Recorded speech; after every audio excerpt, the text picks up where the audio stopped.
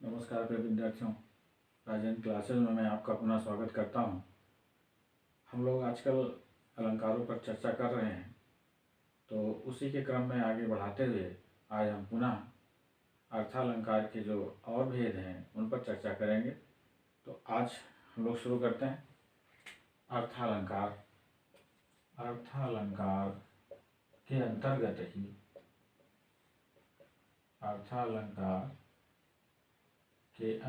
ही एक अलंकार है असंगति अलंकार। कौन सा है? असंगति अलंकार। असंगति अलंकार। असंगति अलंकार, इसमें हम लोग देखते हैं जहां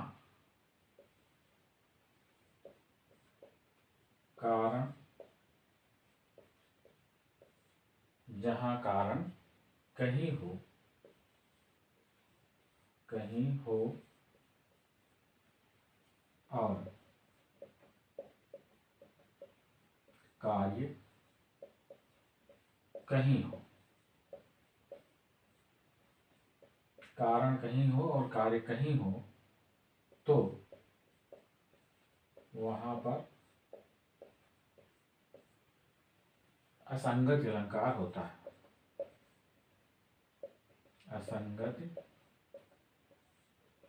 अलंकार होता है।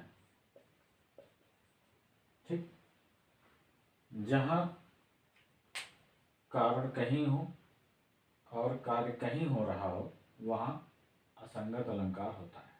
ठीक, उदाहरण जैसे हम लोग देखते हैं हृदय घाव मेरे। हृदय घाव मेरे पीर रघुबीर। पीर रघुबीर।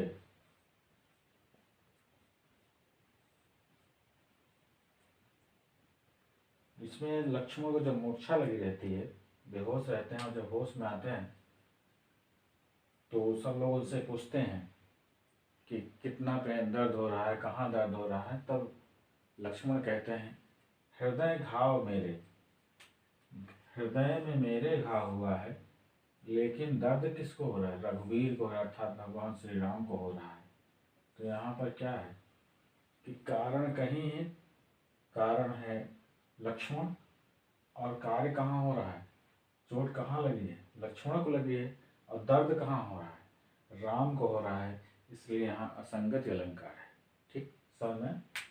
आगे हम लोग अब दूसरा अलंकार देखते हैं, अतिशयोक्ति। अतिशयोक्ति अलंकार, आप लोग इसके बारे में सुने भी होंगे कि अतिशयोक्ति मत बोलिए। ठीक, अति मत करिए। तो आज हम लोग इसको देखते हैं, अतिशयोक्ति अलंकार। अतिशयोक्ति अलंकार। अतिशयोक्ति अलंकार, इसमें हम लोग देखते हैं जहां किसी वस्तु को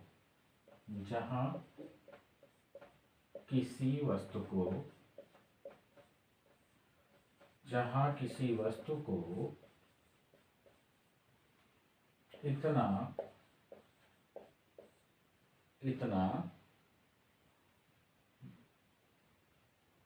बढ़ा चढ़ाकर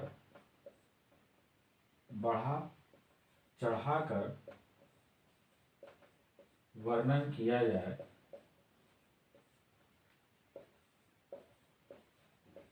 बढ़ा चढ़ाकर वर्णन किया जाए। यहाँ इतना हटा दें तो ज्यादा सही रहेगा। जहां किसी वस्तु को बढ़ा चढ़ाकर, किसी वस्तु का, अब ये सही हो गया सेंटेंस, जहां किसी वस्तु का बढ़ा चढ़ाकर वर्णन किया जाए,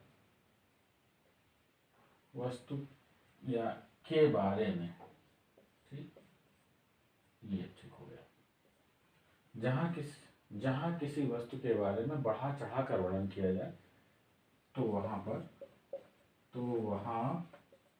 पर अतिशयोक्ति होता है।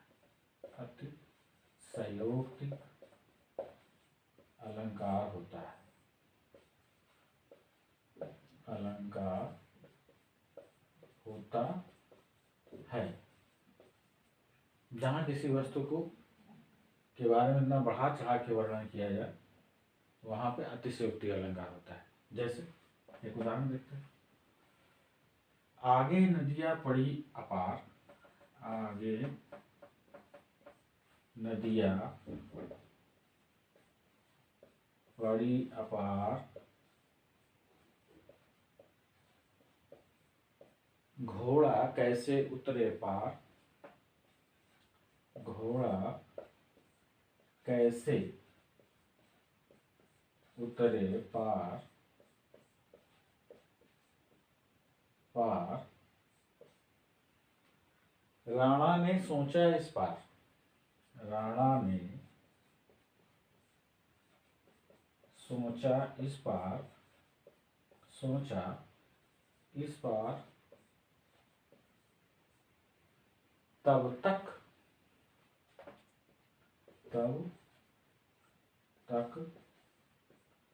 चेतक था उस पार।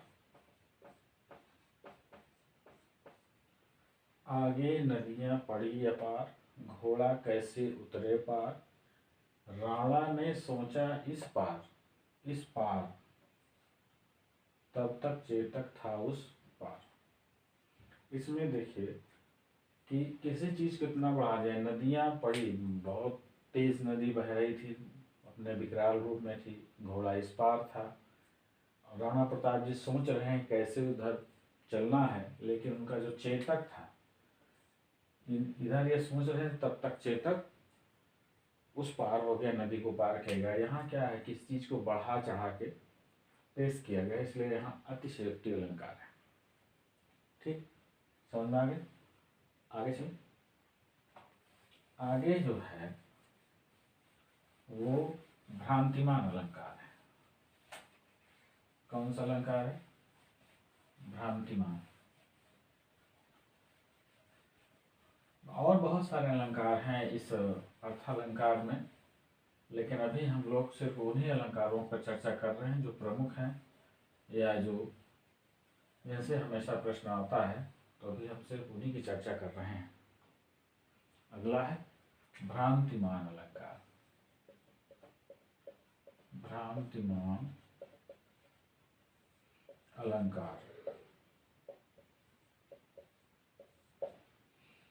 ठीक है, जहां समानता के कारण, जहां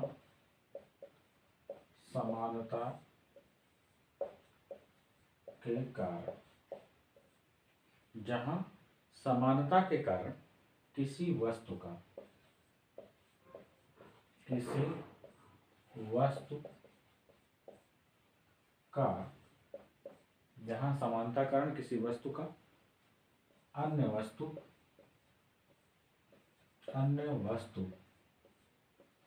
होने का भ्रम हो जाए, होने का भ्रम हो जाए,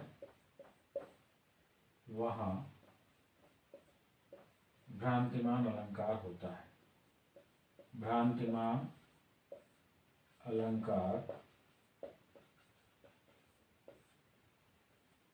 होता है। ठीक, जहां समानता के कारण किसी वस्तु का अन्य वस्तु होने का भ्रम हो जाए, वहां पर भ्रांतिमान अलंकार होता है। जैसे बिन विचार, बिन विचार, बिन विचार नागसुंड में घुसने लगा विषैला सांप, विषैला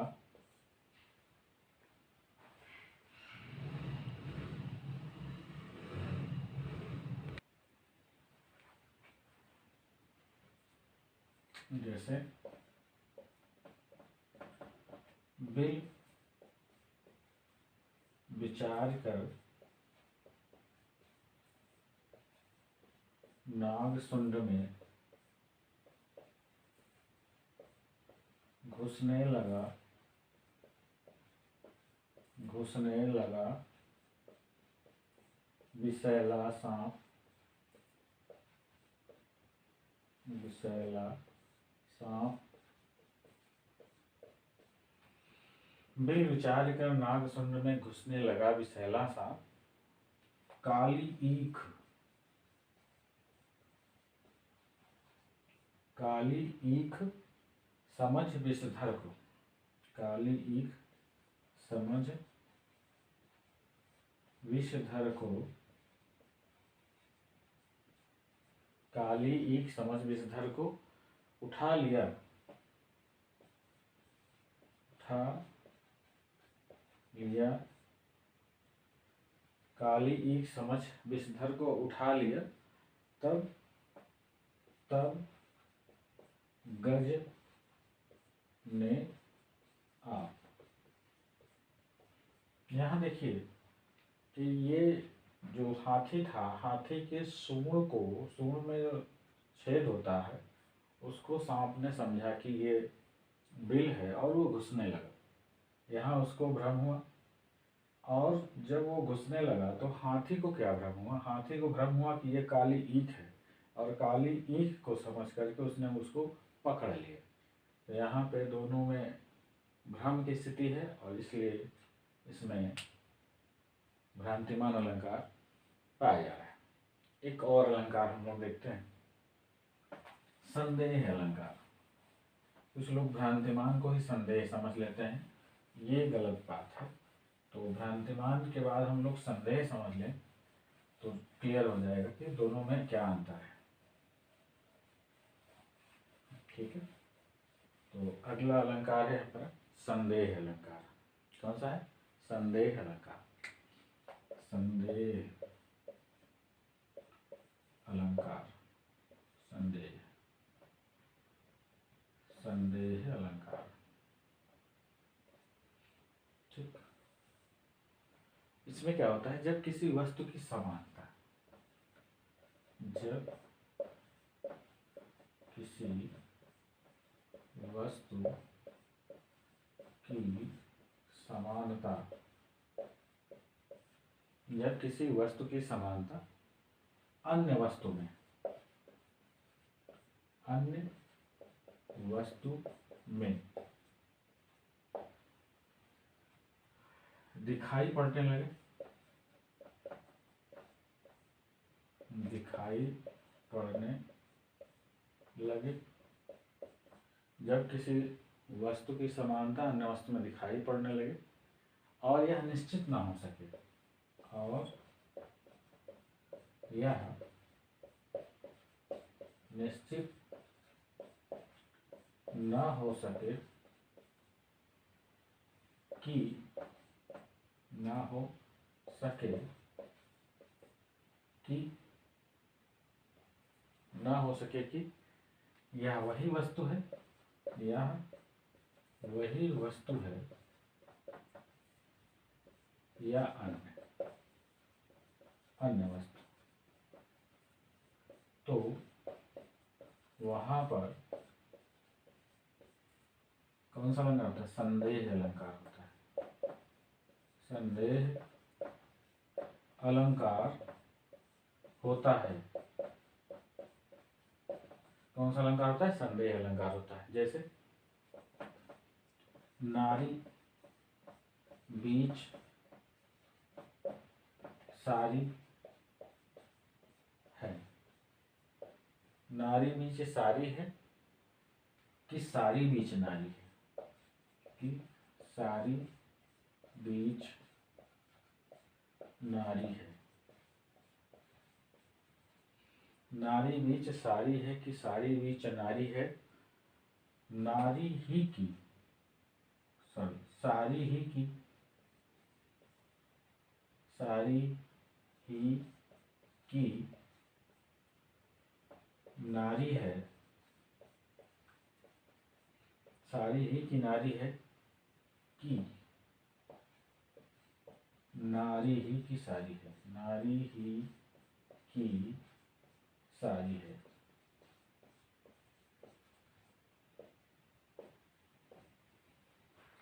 यहाँ पर भ्रम है, यहाँ क्लियर नहीं है कि साड़ी के लिए नारी है कि नारी के लिए साड़ी है। इस वजह से यहाँ पे जो है वो संदेह अलंकार हो रहा है। ठीक है, तो आज का वीडियो बस यही इतना है। आगे फिर नए टॉपिक के साथ हम लोग मिलते हैं। अगर आपको ये वीडियो पसंद आया तो लाइक या सब्सक्राइब करें, और फिर नए टॉपिक के साथ मिलते हैं नए वीडियो में।